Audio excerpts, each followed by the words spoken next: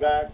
Oh, did you miss me? Sure, of course I missed you. I missed you too. I was here with Woody. You were with Oprah. You do the math. Oh,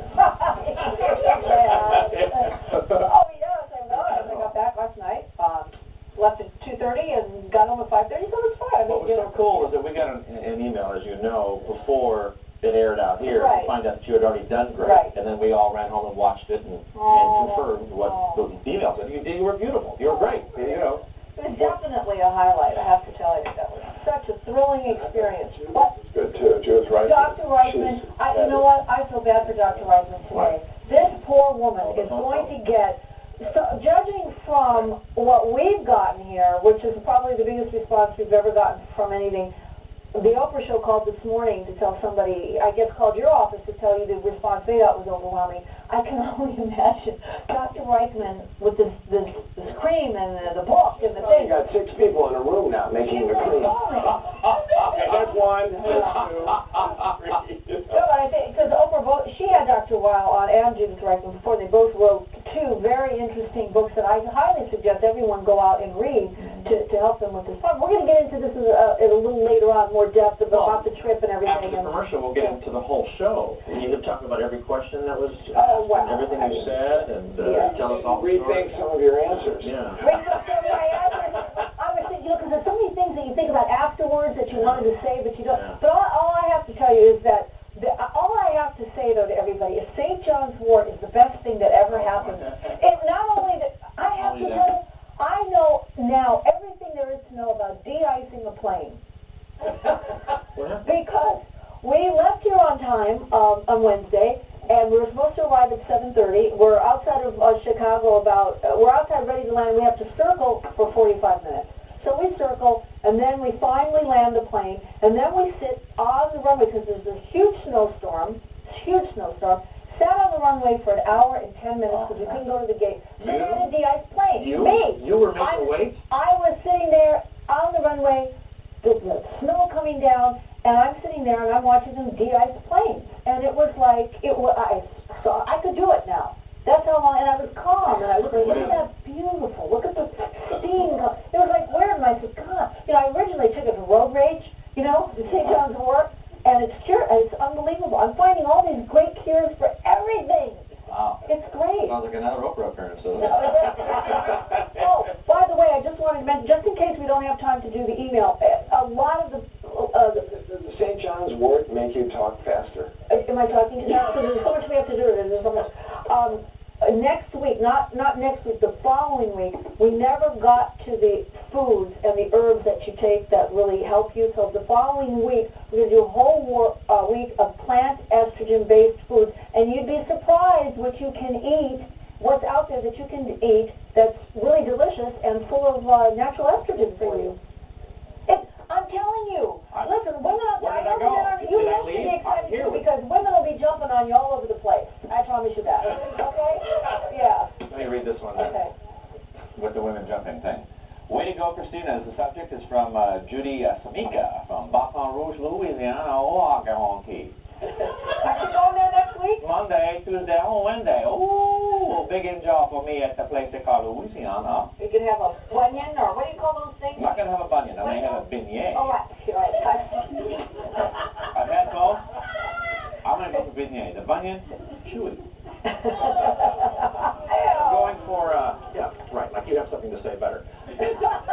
Monday, Tuesday, Wednesday, I'm going to New Orleans to hopefully sell match games. They're all good. We'll keep our fingers crossed. Beyond September. But you're still going to be here, though, even though you're I'm not leaving. This is what they call first call. Anything else is second to me. All right.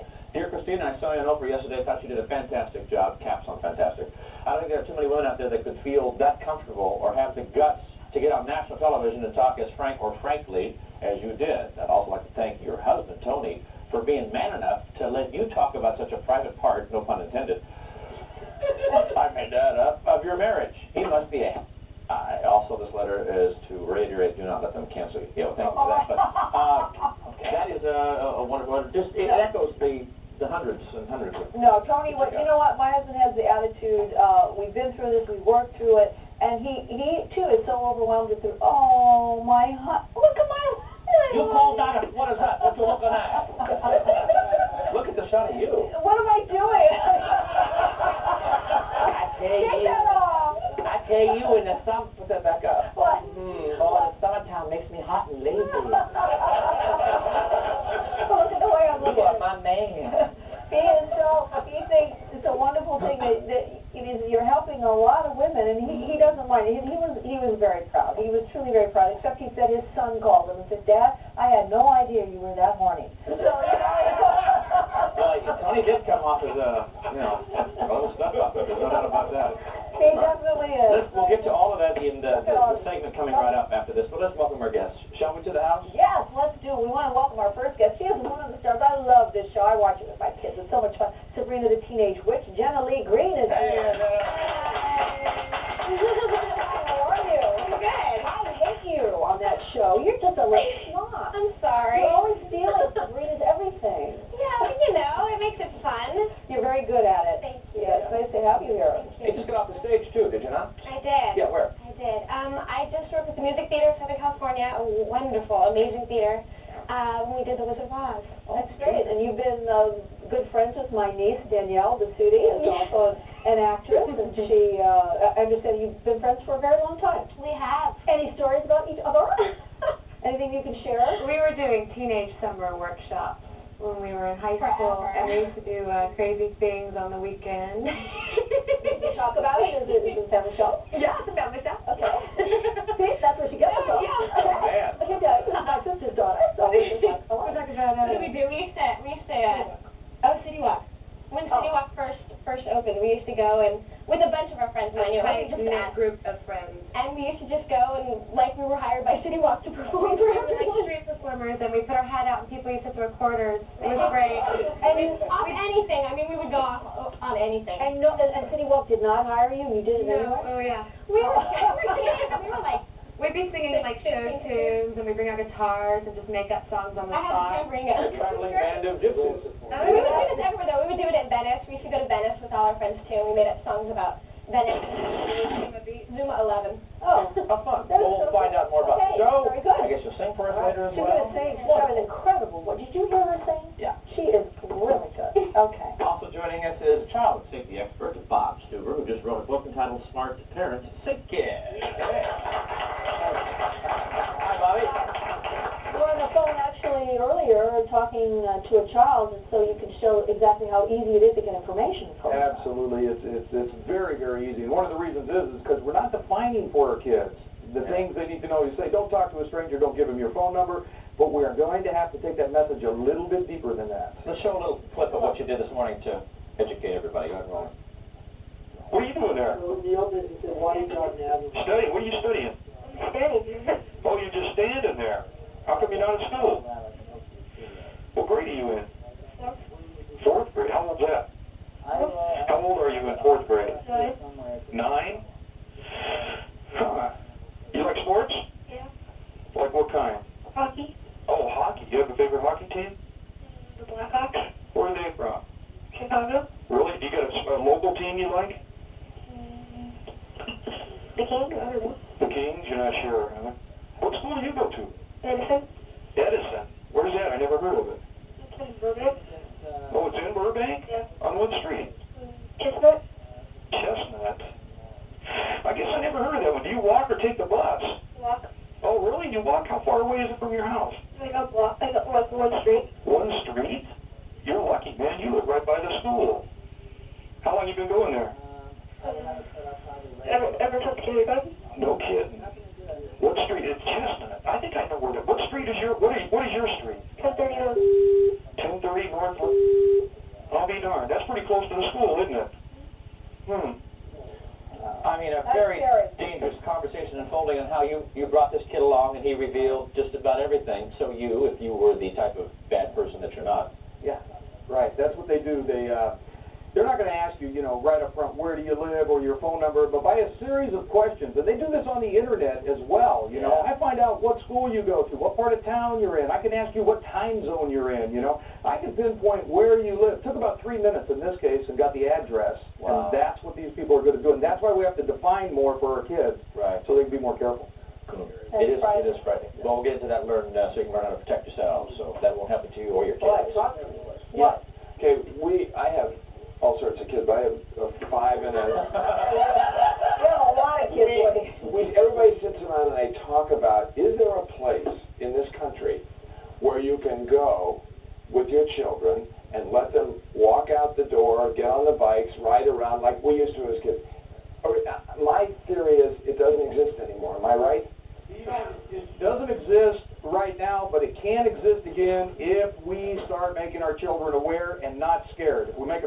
instead of scared, they can do that right now. Well, You know, my daughter walked 4 houses to my neighbor's house.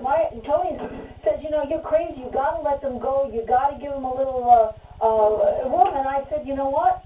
No. And he said he thinks I'm doing psychological damage to her, and I just want to keep her safe. I'd rather drive her or walk the 4 blocks with her. And she's 11 now. She can do it, but I won't let her. Yeah. Scary aspects of being a parent. I know. On a friendlier note, Mayita's back with another great project, we assume. Mayita. Hello. What do you got? We don't have to do anything with Mayita. We know when she's here, she has a great project. Well, thank you, and I think this is a great project because, always the recycler, I decided to take those old gift boxes that you get from Christmas and do something useful with them.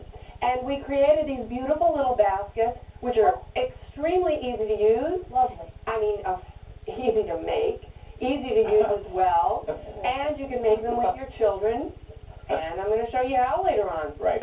Very lovely, Mayita. Thank you very much. And you were awesome yesterday. Thanks, Mayita. Thanks so much. It's different working with a... Oh, she's talking about you. Maybe she was talking to you, and I just was, okay. We have a great inspirational story next. Right here, Succeeding Sane. She lost her right leg when she was only 5 years old. Now, she is a motivational speaker and author of a new book, Succeeding Sane. We'd like to welcome to our home, Bonnie St. John Dean. Hello, Bonnie. Thank you. Great title for a book, Succeeding Sane. Yeah, what does that mean? It's being successful and going after your goals and achieving things, but still being a good person and good for the people around you. I used to get really stressed out about balance, like I have to be balanced. And I finally decided that that just doesn't work. That what I advocate is blending instead. So we'll talk more about how you blend so that you can go after your dreams and go after excellence and still have a family and be a good person to be around and make your own path. The silver medal you won for... Ski racing at the Olympics in Innsbruck, Austria. It's tough enough sport as it is, but with one leg, from the age of 5 with the prosthesis, and certainly didn't hold you back. Yeah. No. Does that maybe you think it's in an odd way, it has helped you and it's made you a stronger, better person? It has, and what is really important to me now is my life is proof to people that you really have no limits. Sure. Okay. Welcome to the show. Thank you. Thanks for having me. On our driveway, we have a shot of, get this, his name is Bob Pflugfelder. He's a celebrity science teacher. How you doing, Bob? Hey, how you doing, Mike? What's up with you? Well, every now and then we get the famous Jonathan Dickies of the world, and, they're enrolled in schools, and they do labs at schools, and sometimes they can't get to the school to do the lab. Right. So I bring the lab to the school. Would you like a little tour? Sure. Oh, sure. I need to comment on your coat. That is so cool. Yeah, look at that. Look at that. Look at that. Isn't that?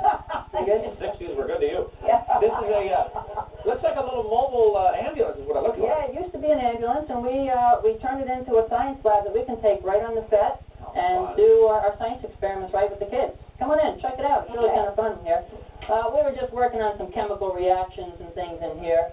And basically, we've got all the space we need, and cool. whether they're doing a high school lab or elementary school, we can do it right here. Well, a little later in the show, you'll show us some experiments we can do with kids, right? Take a look at this one. We've got a floating paperclip here.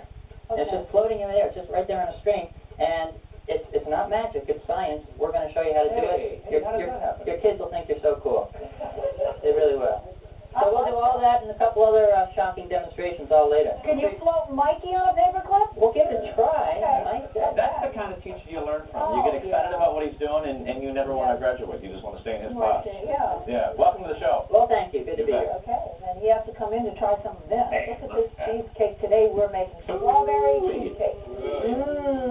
Delicious. Okay, we have a big show today, and when we come back, I'm going to tell you what it's like to be on Oprah. Yeah, be right back.